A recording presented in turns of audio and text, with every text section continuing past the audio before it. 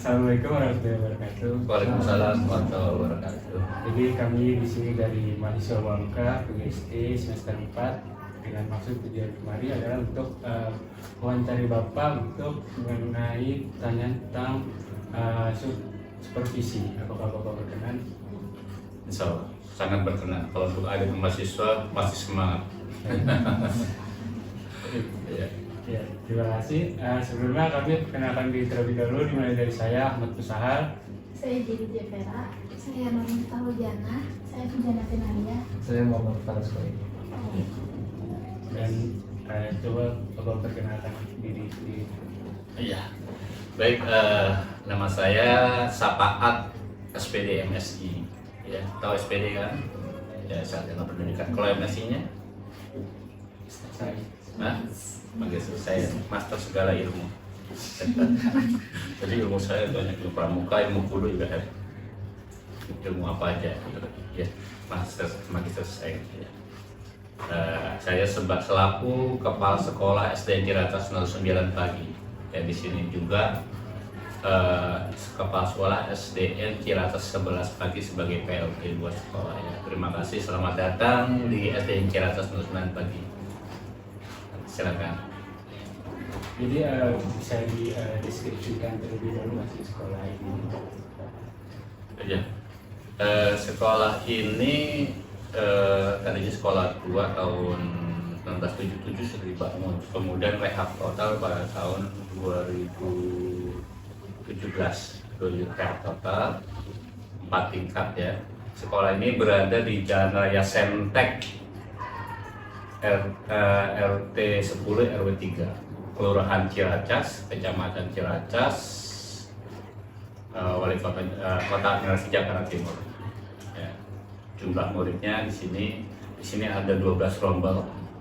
Jumlah muridnya sekarang 374 siswa. Jadi ini baru dibangun sekolah ini berapa tahun yang lalu? 8 tahun yang lalu. Ya, direhab total 4 tingkat. Ya, beradanya di tempat terpencil nih, jalannya susah kan, sedikit ya, dari sekolah yang paling pojok. Tapi insya Allah prestasinya ini lumayan banyak prestasi. Jumlah guru ada 18 guru, 12 guru, ada 11 guru kelas ya, karena kita kurang 1 guru kelas sebenarnya. Ada 1 guru pendidikan agama Kristen, 2 guru pendidikan agama Islam, 2 orang guru olahraga, kemudian ditambah dengan tekniknya, tenaga pendidikan itu penjaga sekolah, stafnya ada staf PU ada 3, jadi semuanya berjumlah 21 personil. Ada 21 personil, termasuk 3 penjaga sekolah dan 1 operator. Ada 4 teknik. Gurunya itu ada 17, gurunya ada 17. 11 guru kelas, 1 guru pendidikan agama Kristen, 2 pendidikan agama Islam, 2 guru olahraga PJOK. Itu gurunya.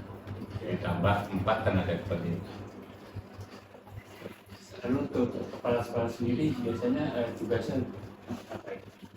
Tugas kepala sekolah ada 4 sebenarnya, Mas. Kenapa? Sebagai manajerial. Manajerial itu kan memimpin sekolah ini, memanage, mengatur sekolah ini, mendampingi guru-guru.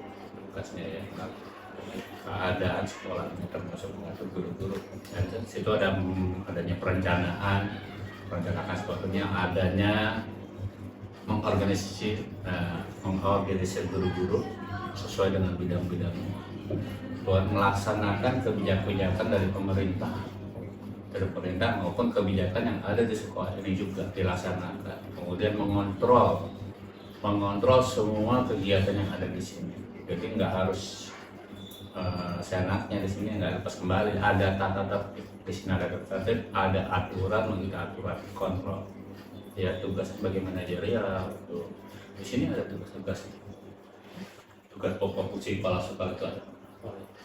Ya, saya dilihat sebagai edukator, manajer, administrasi, supervisor, sebagai leader, sebagai inovator, sebagai motivator. Ini tugas kepala sekolah. Ada satu, nanti boleh diput. Tidak seperti itu. Tentang tadi perencanaan, apakah Bapak pernah melakukan perencanaan supervisi? Sudah pasti, setiap sesuatunya itu harus direncanakan. Sebenarnya hari ini tuh ada rapat kerja sekolah. Kira-kira ada 2 hari kemarin dengan sekarang, nanti siang. Rapat kerja itu adalah membahas tentang evaluasi tahun yang lalu. Evaluasi dulu. Setelah dievaluasi, studi kekurangannya, kemudian hari keduanya besok hari ini untuk merencanakan program tahun ke depan, termasuk merencanakan supervisi, termasuk di situ ada tentang kurikulum, ada tentang PTK, ada tentang pendidikan atau pendidikan ya, kedua itu ada tentang kesiswaan, ada tentang keuangan, dan sarana prasarana dibahas. Ya, jadi materi itu adalah pertama mengevaluasi setahun yang lalu. Ini kan dari kelas. Kemudian keduanya adalah membuat program ke depan apa yang kita inginkan. Ini nanti berhubungan juga dengan RKAS, rencana dari RKAS di dalam GOS dan BOP. Seperti itu. Termasuk yang pertama adalah supervisi, visi dan misi sekolah. Kedepannya mau diapakan di sekolah? Ada visi misi. Seperti itu. Dalam perencanaannya apakah ini tolak ukur untuk bagi perencanaan itu apa? Apakah kebutuhan guru? Tolak ukurnya itu nanti ada penilaian, ada supervisi guru, ada juga ada nilai-nilainya seperti raport juga. Pertama raport pendidikan sekolah itu ada raport pendidikan yang dikeluarkan oleh kementerian. Kemudian di supervisi, kemudian ada nilai penilaian kinerja guru atau sekolah. Ya namanya ada PKG, nanti ada penilaian mulai PKG. Tolak ukurnya seperti itu. Pertama rapat pendidikan, kemudian ada supervisi, ada PKG. Itu kita awali dengan rapat kerja sekolah, dihadiri oleh kepala sekolah, guru-guru maupun teknik. Ya di sini PTK, pendidik dan tenaga pendidikan. Kalau itu guru, tenaga pendidikan itu ada penjaga sekolah, ada operator, ada satpam, ada kebersihan, itu yang tenaga pendidikan. Jadi kita mulai dengan rapat kerja. Rapat kerja itu yaitu membahas evaluasi setahun yang kemarin. Apa yang sudah kita lakukan, apa yang belum terlaksana. Setelah itu baru kita bahas program yang tepat, termasuk membahas tentang visi misi sekolah. Ya.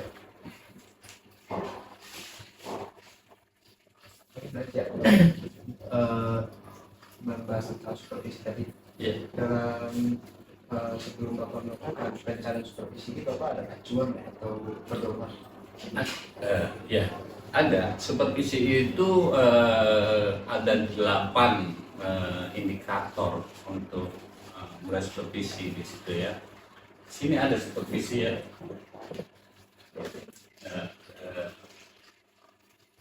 Ada termasuk itu standar, ada 8 standar isi, standar biayaan, ada standar kurikulum, kemudian coba ada nggak di sini 8 standar?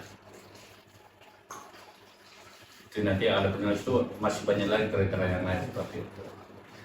Ya, standar itu ya supervisi penilaian. Tapi di sini supervisi itu bisa dilakukan oleh kepala sekolah, ada juga yang dilakukan oleh pengawas. Yang dilakukan supervisi oleh kepala sekolah dan juga guru dan tenaga pendidikan. Misalnya penilaian tentang bagaimana cara mengajar itu kita dari, kemudian bahan-bahan ajarnya, bentuknya media pembelajarannya juga kita lihat juga interaksinya dari guru sampai sejauh mana guru-guru itu membuat program pembelajaran. Ya pokoknya perangkat pengajaran itu bagaimana, kemudian cara praktik mengajaran kita lihat juga di supervisi dan nilai juga. Nanti itu ada itu dengan PKB, penilaian kinerja guru. Nah di situ juga tiap bulan juga ada juga penilaian itu yang dalam kinerja yang dilakukan oleh pemerintah itu ada. Ya kita lihat juga kinerja sekarang itu juga supervisi juga. Supervisi itu banyak. Kepala sekolah juga nanti akan disupervisi itu sama pengawas. Ya sekolah ini akan disupervisi meneliti yang 8 standar, ada visi, pembiayaan, kelulusan, SKL, sampai kegiatan belajar yang lain, sampai sarpras juga ada, sarpras juga disupervisi juga, termasuk keuangan keuangan bos dan BOP itu akan jadi ya seperti itu. Sebetulnya kompetensi guru yang seperti apa yang kita capai dalam pengajaran supervisi.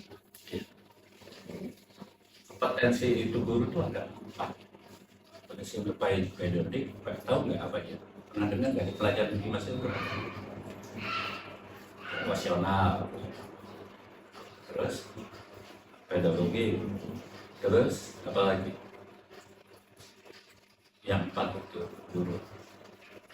Saya masih udah belajar tuh semester 4 tuh 4 kompetensi guru.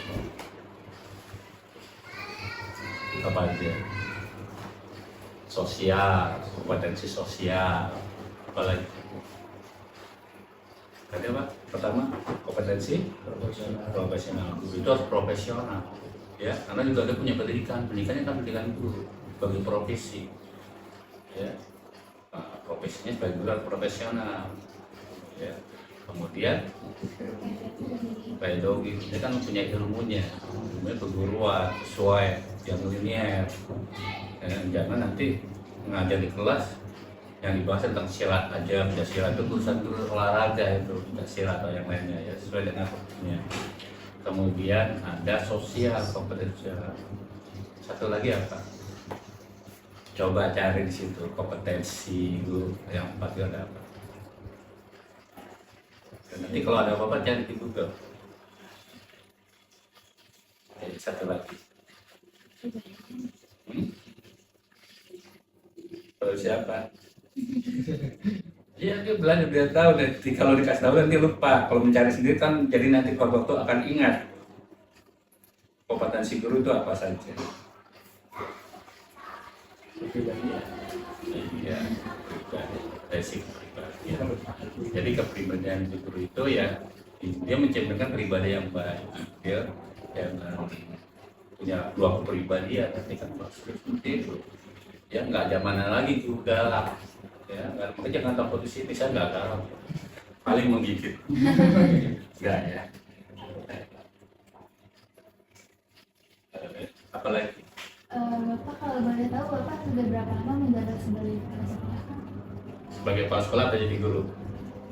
Kepala Sebagai sekolah. Iya.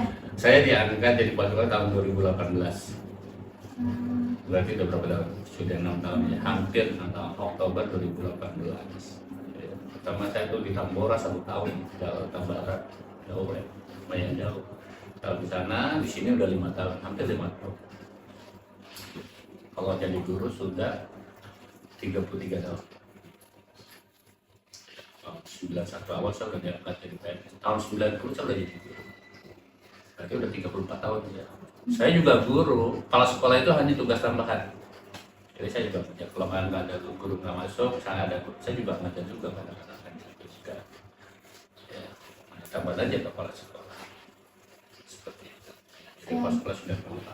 Selama Bapak menjabat sebagai kepala sekolah, apakah ada kendala yang Bapak hadapi dalam membuat perencanaan?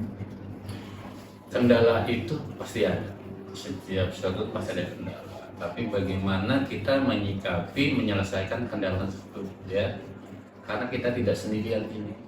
Kita bisa kerjasama dengan guru atau karyawan ataupun orang tua murid. Kalau namanya kita harus berkolaborasi dengan orang tua murid. Jadi saya pastikan kendala itu hal biasa. Tapi insya Allah semuanya kendala itu bisa diselesaikan dengan baik. Seperti itu. Biasanya apa faktor yang membuat kendala itu terjadi? Ya.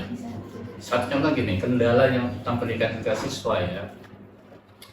Ada beberapa siswa itu tidak masuk sekolah, sering tidak masuk sekolah. Kendala di mana? Faktor orang tua murid itu tidak perhatian ke orang tuanya.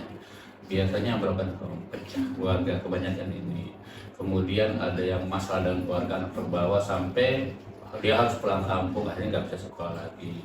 Atau anak tersebut juga sudah kenal misalnya uang, dia bekerja, keenakan cari uang, dia belum sekolah. Ada seperti itu, banyak faktor gitu. Tapi paling banyak kendala di sini adalah kalau siswa tidak masuk, sering tidak masuk itu ada kendala daripada faktor keluarga. Kebanyakan faktor keluarga, entah itu orang tuanya bapak ibunya pisah, atau juga ada yang juga orang tuanya kurang peduli sama anak, senang dengan cuma cari duit aja kan tuh, ada aja. Itu kendala di sini gitu. Kalau yang lain sih nggak ada, sebenarnya nggak ada kendala. Kita pembiayaan juga cukup, dari posyandu juga cukup. Ya alhamdulillah, jadi gaji guru juga cukup ya. Kalau dibilang banyak banget sih, ya itu relatif. Tapi kalau dibilang saya itu ya cukup pasti ya. Alhamdulillah pemerintah itu perhatian cukup besar ke sekolah. Jadi saya rasa nggak ada kendala, semuanya bisa ditangani dengan baik, kita sikapi dengan baik. Ya kendalanya ya itu kalau kebanyakan dari siswa-siswa yang tidak ingin bersekolah lagi, jarang masuk. Kalau kita lihat dari kota orang tuanya, kalau di sini kita welcome, selalu guru benar-benar mendidik anak-anak dengan sebaik-baik, gitu ya. Untuk itu biasanya Bapak untuk kendala-kendala itu Bapak menyikapinya seperti apa? Ya pertama ya kita kan telah dulu kendalanya apa macam. Kita telah dulu ada kendala apa, kemudian kita bicarakan ke teman-teman guru semuanya. Kita musyawarahkan. Kendala pasti mana kita ke mufakat gitu ya. Pertama kita minta pendapat. Minta pendapat dari kita bermasalah dengan pendidik dan tenaga pendidikan. Kemudian ya yang memutuskan kita harus bijak mana yang terbaik, meskipun dalam pendapat itu ada yang berbeda-beda. Begitu, ada yang berbeda-beda. Jadi menyikap seperti itu ya. Untuk kegiatan supervisi ini biasanya apa aja yang udah Bapak jalankan di sekolah dalam kegiatan supervisi? Ya. Pertama untuk supervisi kepala sekolah ke guru. Supervisi kepala sekolah guru itu adalah ya kita menjalankan program yang sudah buat. Lihat di kalender pendidikan. Tidak pendidikan kegiatan apa yang sudah dibuat. Yang kedua adalah kita menilai seperti itulah penilaian. Kita melihat ya tadi perangkat pembelajaran yang dibuat sama guru, tugas-tugas guru. Kemudian bagaimana dia cara mengajar. Kita supervisi. Kita kunjungan kelas. Biasanya kepala sekolah mengunjungi kelas, berhadapan dengan murid juga, berhadapan dengan guru juga. Kita lihat administrasinya, kita lihat juga cara pengajarannya, tapi itu kan nggak setiap hari ya, paling cepat sebulan sekali gitu. Atau misalnya ya, suatu hal yang kelihatannya dibutuhkan, kapan saja kita bisa supervisi gitu. Jadi kita kunjungan kelas, atau mungkin di dalam rapat-rapat di ruang guru juga bisa aja kita supervisi. Kita bisa menilai bagaimana kinerja guru-guru di sini. Kalau yang dilakukan oleh pengawas sebagai pengawas ke kepala sekolah, ke sekolah ini adalah kita membuat menjalankan program-program yang 8 standar itu biasanya. Banyak tuh hitungnya itu ya, terutama tentang administrasi kegiatan dari kurikulum, terus administrasi dari pendidikan, data-data ya, seperti kan ada data-data. Kemudian kinerja kepala sekolah, lihat sarana prasarana sekolah juga, kemudian bagaimana pengelolaan keuangan itu harus disupervisi gitu. Jadi nanti juga ada terus itu dari sekolah-sekolah, ke kelas juga ada, terus ke guru juga ada seperti itu. Tapi di guru tuh nggak ada supervisi keuangan karena guru tidak megang keuangan. Kalau di sekolah ada namanya pembantu bendahara. Ada bendahara untuk mengelola dana pos dan BOP yang diberikan oleh pemerintah daerah maupun pemerintah nasional. Seperti itu. Kemudian setelah melakukan supervisi kepada guru, menurut Bapak apakah ada kendala yang dihadapi dalam pelaksanaan supervisi ini? Ya. Kendala pasti ada. Sekali lagi kendala pasti ada. Kendala mungkin ya kurang lengkapnya. Misalnya bentuk kurang lengkap daripada media pembelajaran, peralatan, kemudian perangkat pembelajaran, ya termasuk absen misi, kan ada seperti itu, termasuk harus supervisi. Dari perangkat pembelajaran, aplikasi masih ada saja yang kurang. Nah disitulah kita melakukan pembinaan. Itu kendala.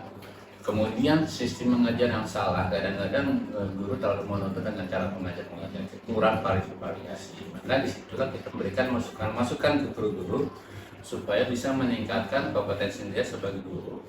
bagaimana cara dan kita juga nanti membantu misalnya supaya memberikan semangat lagi guru-guru dia lebih giat lagi, kita panggilkan pemateri dari luar ya. Seperti ini saya baru telepon dari namanya ini Bu Neni Rahmawati, dia orang BPSDM, kita panggil sini untuk mengadakan pembinaan ya, bina di sini guru-guru. Nah juga kita juga adanya komunitas belajar, jadi kita panggil memecahkan kendala tersebut. Ada komunitas belajar di sini, ada komunitas sekolah, ada komunitas belajar. Komunitas sekolah itu masing-masing berapa sekolah. Jadi komunitas belajar itu yang ada di sekolah ini, guru-guru melakukan pemecahan masalah, problem solving. Kalau ada kendala kita pecah masalah. Kemudian di setiap beberapa sekolah di binaan atau di gugus itu juga ada komunitas belajar. Kita juga kerjasama di sana membuat soal-soal, pemecahan masalah, membuat kisi-kisi. Kemudian pembinaan, sekarang ada namanya IKM, integrasi komunitas mengajar, ada IKM. Besok nih tanggal 1, 2, 3 itu akan pelaksanaannya. Jadi semua guru yang belum terkena untuk guru belum merdeka nanti diberikan sosialisasi pembinaan tentang belajar merdeka mengajar misalnya. Kan sekarang udah merdeka belajar semuanya ya. Jadi itu ada komunitasnya, komunitas sekolah. Gunanya itu untuk memecahkan masalah atau kendala yang ada. Seperti itu. Ya. Menurut Bapak, sejauh mana pencapaian, perencanaan, pelaksanaan, dan evaluasi dalam supervisi yang Bapak lakukan untuk peningkatan kompetensi guru? Sejauh ini ya semuanya baik, sudah penilaian itu sudah masuk, ada yang lebih baik juga, ada yang lebih baik ya, meskipun masih ada kekurangan pasti ada kendala. Jadi selama ini perencanaan sudah baik, sangat terbukti penilaian itu baik semuanya, sudah di atas itu ada efektivitasnya, sudah di atas akreditasi. Nah, sudah ada di atas itu semuanya. Rata-rata penilaian di sini sudah di atas 85. Berarti prestasinya itu baik. Di atas itu semuanya itu kita nilai dari kinerja sehari, kinerja bulanan juga ada, kinerja harian ada, kita nilai seperti itu ya. Ekspektasinya sudah baik semua. Dari mana lihatnya? Dari PMM. PMM penilaian yang ada yang dibuat oleh Kemendikbud. Kita setiap hari membuat itu selama Januari 14 sampai Juni ada penilaian kinerja guru-guru melalui PMM.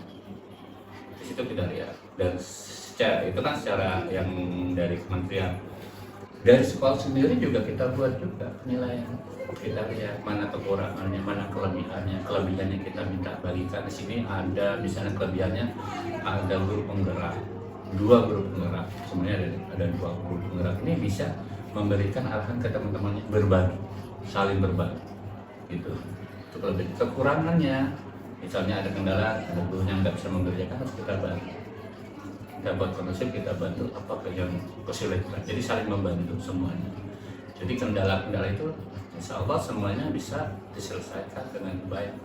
Karena kebersamaan kita di keluarga kira sebenarnya sangat bagus, sangat kuat, saling memberi. Ya, dasar menerima. Kalau kekurangannya pasti ya ada aja ya, pasti nanti dibantu semuanya. Seperti itu. Menurut evaluasi Bapak, apa yang dibutuhkan oleh Bapak sekarang ini untuk meningkatkan pelaksanaan supervisi? Yang kita perlukan adalah sekarang ini materi evaluasi itu apa, gitu materinya ya. Kita bisa dapatkan banyak dari pembelajaran, bisa dari Google, dari TikTok gitu ya. Jadi materi-materi yang kurang itu bisa kita temukan di situ. Bisa ya, sebenarnya contohnya kalau kita mengerjakan yang tidak bisa, PNS tidak bisa misalnya, kita di TikTok banyak banget, di Google kita banyak, kita gunakan media gitu. Jadi kurangnya itu sebenarnya nggak ada kekurangan apa kita dibutuhkan ya. Kebutuhannya itu ya memang informasi sebenarnya, entah itu informasi dari teman, informasi teman sejawat yang ada di sekolah, informasi yang ada di luar sekolah, sesama teman-teman kepala sekolah juga ada komunitasnya. Nah, itu juga, jadi informasi kekurangan, tapi semuanya sudah anggap salah. Saya rasa meskipun ada kendala itu sudah bisa diselesaikan gitu. Yang dibutuhkan adalah informasi. Tapi informasi banyak banget ya, bisa dari Google, bisa dari TikTok, bisa dari komunitas. Nah, itu buat kita belajar, bisa dari seperti itu. Kalau dana insya Allah cukup dari pemerintah. Kalau kita pengguna itu sejauh Bapak melakukan supervisi, bagaimana respon guru biasanya? Respon guru semuanya baik karena guru itu menyadari akan tugasnya, tugas tupoksinya, apa yang dia harus lakukan. Ya. Tidak ada guru mengeluh, kalau mengeluh itu jadi penyakit. Ya, tapi kalau dikeluhkan juga biasanya bisa selesaikan sama-sama. Ya, di sini alhamdulillah kalau lihat keluhan itu tersampaikan semua melalui rapat-rapat. Setiap hari kita evaluasi kurangannya apa. Jadi sebenarnya apa tadi pertanyaannya ini semuanya positif artinya menyambut baik karena mereka menyadari masih ingin belajar, semuanya juga pengen belajar, kan kita pembelajar semua nih. Meskipun jadi guru tetap dia belajar. Dari mana pembelajarannya? Pertama dari teman-teman, kita belajar dari teman-teman, kita belajar dari media, kita belajar dari yang lain, terus kita belajar. Semuanya positif dan memang itu harus tugasnya. Kalau guru atau kepala sekolah tahu dengan tupoksinya dan senang hati, insya Allah semuanya ringan. Tapi kalau udah tahunnya udah merasa susah, keberatan, hal-hal yang mudah pun nggak bisa dikerjakan. Seperti itu. Tapi yakin kalau ini ada tugasnya, ya harusnya mau nggak mau dikerjakan. Karena tugas kita tahu tupoksinya. Jadi semuanya kalau ada sebenarnya ada seperti ada positif. Karena disitulah kita semuanya dapat ilmu yang lama maupun ilmu yang baru, dapat tambahan ilmu dan mengetahui cara kinerja atau cara kerja yang benar untuk bagaimana. Nah, seperti itu. Dan menyadari kekurangan kita, jangan melihat kelebihan kita terus, tapi kita nggak tahu kekurangan kita apa. Mulai supervisi kita tahu, oh iya saya kurangnya ini. Ya, termasuk kepala sekolah di supervisi sama pengawas juga seperti itu, oh iya ada kekurangannya. Saya nggak bisa, saya minta bantuan dengan guru yang lain. Jadi semuanya itu hal yang positif karena apa? Untuk kemajuan kita semua, untuk kemajuan sekolah ini. Jadi insya Allah semuanya itu supervisi ditanggapi dengan sangat positif dan baik. Biasa tiap tahun tuh ada pasti supervisi minimal atau sekali oleh pengawas ada. Tahun 2 kali malah bisa ada supervisi minimal. Terima kasih. Untuk terakhir, apa harapan Bapak tentang supervisi ini? Ya, harapan saya supervisi ini bisa dilakukan sesuai jadwal, bisa dilakukan dengan baik. Bisa supervisi ini bisa harapannya bisa lebih berkembang dengan baik sesuai dengan keadaan zaman, sesuai dengan kebutuhan sekolah, sesuai dengan keadaan sekolah. Jadi harapannya ya harus lebih baik supervisi ya, dijadwalkan, direncanakan, dilakukan, dievaluasi kembali. Jadi kita tahu kelebihan kita apa, kekurangan kita apa. Untuk menutupi kekurangan itu ya kita lakukan ya, bersama-sama untuk menutupi kekurangan itu. Harus kita tutupi kekurangan itu kita dengan berbagai ilmu dan ilmu. Ya. Sekian dari kami. Terima kasih atas waktunya telah berkenan diwawancari oleh kami. Kami pamit undur diri. Wassalamualaikum warahmatullahi wabarakatuh. Waalaikumsalam warahmatullahi wabarakatuh.